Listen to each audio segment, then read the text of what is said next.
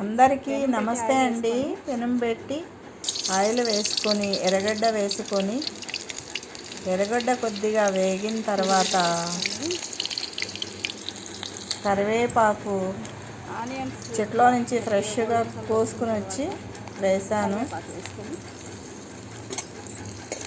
అది కొద్దిగా వేగిన తర్వాత చికెన్ని బాగా క్లీన్గా కడుక్కొని చికెన్ అంతా పెనంలో వేసుకోవాలి.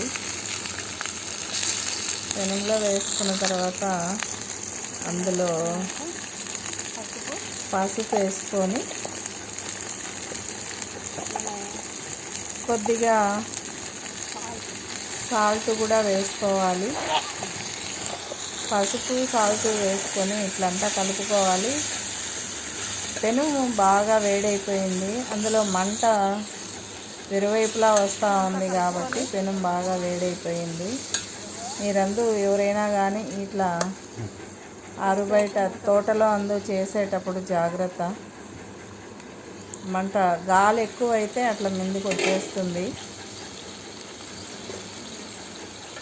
అదంతా పసుపు ఉప్పు అంతా వేసిన తర్వాత అట్లా నీట్గా కలుపుకొని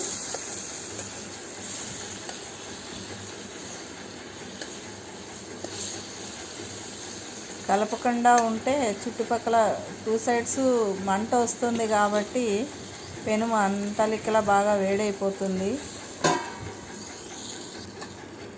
ముక్కలు కొద్దిగా అంటుకుంటాయి. చూడండి, అసలు ఏమీ వేయలేదు. ఆ పసుపు ఉప్పు వేసిన దాంట్లోనే నీళ్ళంతా ఇట్లా ఊరినాయి. ఇందులో కొద్దిగా అల్లం వెల్లుల్లి పేస్టు వేసి బాగా కలుపుకొని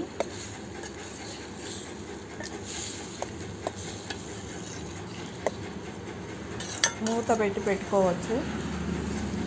ఇదేం పెద్ద పని కాదండి, రాని వాళ్ళు కూడా చేసుకోవచ్చు. ఇంట్లో స్టవ్ మీదే కాబట్టి ఓన్లీ పచ్చిమిరపకాయ చికెను ఫ్రై,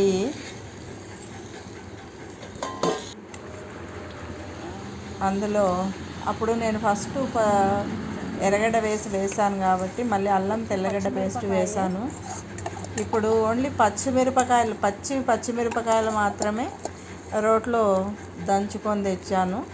అక్కడ రోలు లేదు కాబట్టి అంతా ఇట్లా కలుపుకొని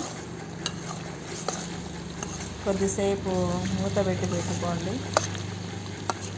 ఈ కట్టెల పొయ్యి కాబట్టి కొంత వేడి ఎక్కువ వస్తుంది. అందులో ఇంట్లో అయితే స్టవ్ పైన బాగా సిమ్లో పెట్టి చేసుకోవచ్చు.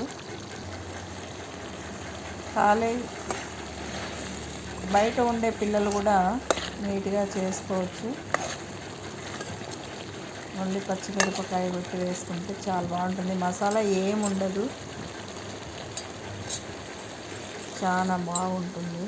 అంతా ఆ నీళ్ళు ఎగిరిపోయే వరకు పెట్టుకుంటే బాగా నీట్గా అవుతుంది.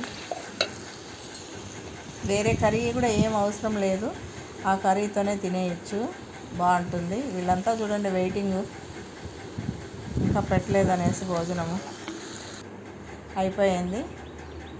వేడి వేడి అన్నం, వేడి వేడి చికెన్ పచ్చిమిర్చి ఫ్రై. రండి మీరు కూడా తిందురు, వేడి వేడిగా ఉంది, చాలా బాగుంటుందండి. స్ప్రైట్ తెచ్చుకున్నారు, చాలా బాగుంటుంది. ఇంకా రసం చేసుకొని రాయలసీమ స్టైల్గా పచ్చి పులుసు చేసుకుంటే ఇంకా భలే ఉంటుంది. చూడండి, అందరం పెట్టానో లేదో తొందరగా ఆకలి అయిపోతుంది, అందరూ బాగా తింటూ ఉన్నారు.